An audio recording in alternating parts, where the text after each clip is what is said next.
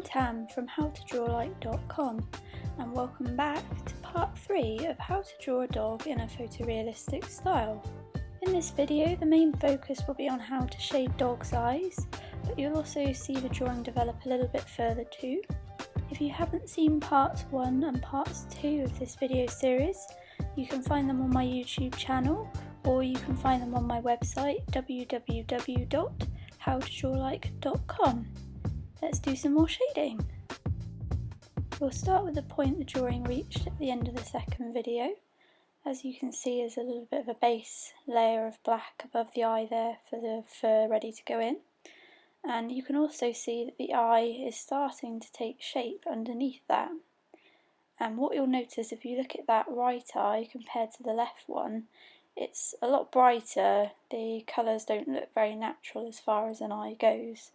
But what you can also see is I've looked very carefully at the photo I was working from and looked for all the small shapes within the actual kind of pupil and eyeball area. So that's just lots of small coloured bits broken down. You can see them in the left eye. They're a little bit bigger and clearer to see. You've got like a kind of a grey, almost sort of zigzaggy, I don't really know what shape I'd call it, going over the left eye, very light grey, and you've got a little bit of a yellowy colour, a hint of yellow in the bottom right edge of the left eye as well. So the eye is made up of lots and lots of blocks of small colour. So the first thing to do is try and identify these within your chosen photograph or image that you're working from. This is a close-up so you can see what I mean about using small blocks and patches of colour to create the main base layer for the shading. I apologise for the slight blur on the image, it didn't like cropping down.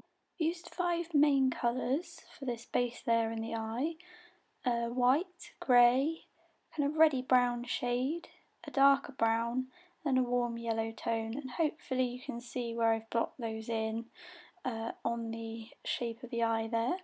I looked at my photo I'm working from for this drawing and I was able to pick these shapes out and then shade them directly into the shape of the eye without drawing any outlines around these small individual shapes.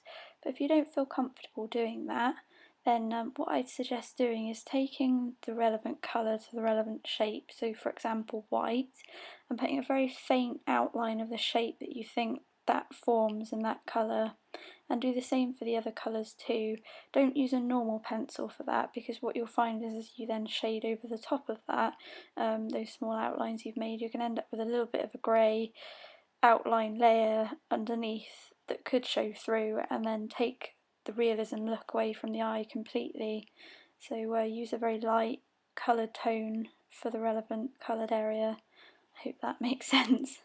As I previously mentioned, the colours don't quite match the original photograph yet, but that's okay because that stage is yet to come where the colours get more refined. To refine the colours, which you can see I've done in this current image, it's just a case of looking again for blocks of colour but darkening them up at the same time. So that might be a case of some of the same blocks of colour that you put in the previous stage are just darkened up, or it might be that you notice some more that are within that first block of colour, so you're breaking it down into even smaller blocks of colour. I've also introduced at this stage a black pencil, but very lightly, and just a hint of using the graphite pencil as well. And what that's done is that's taken the edge off the brightness of some of the colours using the graphite. So I've gone over the yellow with that because the yellow as it stands by itself is far too bright and not quite the right tone for the eye. But with the graphite, a thin layer of graphite over the top, it's just dulled it down and it's just taken the edge off the brightness. Enough for you to still see it showing through, but not so it overpowers all the other colours. By looking back at the first eye I shaded, you can see, again, this is made up in exactly the same way as the second one. Blocks of colour, you can see the red, or the reddy brown, sorry, quite clearly towards the corner of the eye there at the bottom and the yellow showing through. And it's also clearer in this eye to see where some of the shapes of colour form in the reflection on the eye. I've also used the technique that I used to do some of the fur over parts of this eye, not the full fur technique, but I've put small short flecks of white going over part of the eye just to give it that slight reflective quality, but also to try and emphasise, like in a dog's eye you see these small little tiny flecks of different colours in there. The other thing I want to note, which is a bit of a useful tip, no matter how weird it seems when you're colouring in a bit of an unusual colour to put in the eye, for example the sort of bright yellowy shade, stick with it, because once you've darkened it down it's going to give the eye that more realistic, authentic look than if you thought that colour looks weird, I'm just going to not bother to put it in. You'll end up with a very standard 2-3 coloured eye that really might not look very authentic at all. So if you see greens in there or blues in there or anything like that, put them in and then just take the edge off of them with something like a graphite pencil, press very lightly with a black pencil just to tone them down. The eyeball itself isn't just what makes up the whole eye. You also got little parts around the eyeball which on a human would normally be where your sort of eyelashes and things are attached to, and you've got the very corner bit of your eye as well. So I'm going to talk you through how to go about shading that a little bit now as well. In the current image you can see there's a very fine black border that goes around the very edge of the outside of the eye.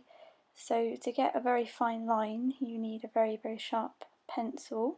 So it's important when doing any of the exterior of the eye to have your pencils as sharp as possible, so you've got a really nice thin point to them and you can get as much control as possible on the lines around the eye.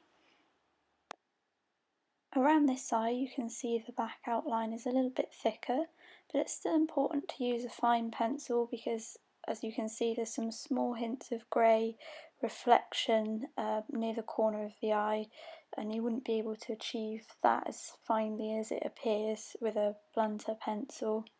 It's also important to make sure you've got the colour of the eye suitably blocked in and at an almost finished point before you put this black outline around the eye, because if you did it the other way round you might get a little bit of coloured overlap going over the black and you're not going to get a sharp edge on the black, whereas if you do it so the colour's underneath, the black is pretty much going to hide any slightly rough edges under there of the colour. So it's important to make sure the black layer is on top. As I just mentioned, there's some small grey reflective lines along the black edge of the outline of the eye there, and it's important to always include bits like this in your drawing when you're shading, even if when you hold it up close it looks a little bit weird or out of place. If you hold it and look at it from arm's length you'll see it kind of blends in and gives it a more 3D look, which you would lose if you didn't include bits like that. So really look out for those, even if they're very small or very faint. Try and add them in as best you can wherever they appear. In this image you can also see I've extended out from the black outline around the eye with a kind of a grey border, particularly along the right edge of the eye. You can see it's not just a flat grey line with just a flat edge to it.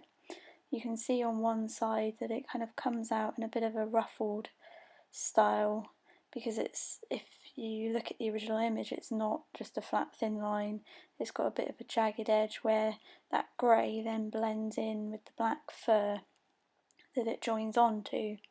So when you extend out from around the eye you need to take that into consideration, because otherwise you won't get a very good blend going on when the different colours meet each other. You might just get a bit of a flat edge, or then you have to perhaps overlap, and that can start to look a bit messy and a bit cloudy in places if you've got to go over the top with some black or get the grey to go over the black again.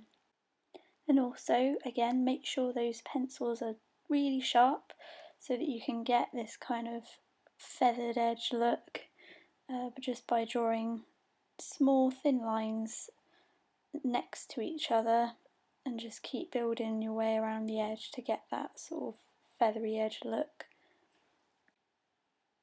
So in this image here you can see that I've put the fur around the eye, the right eye now, and you can also hopefully just about see where that grey blends into the black underneath the eye, and you can see the same on the left one as well. It's a bit further down where the grey meets the kind of the black and the white coarser fur, but it's the same, exactly the same principle.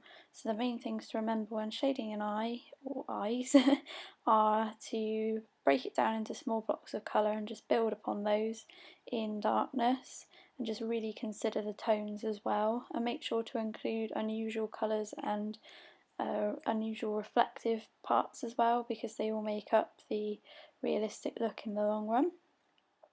And also when you're going around the outline of the eye, really sharp pencils.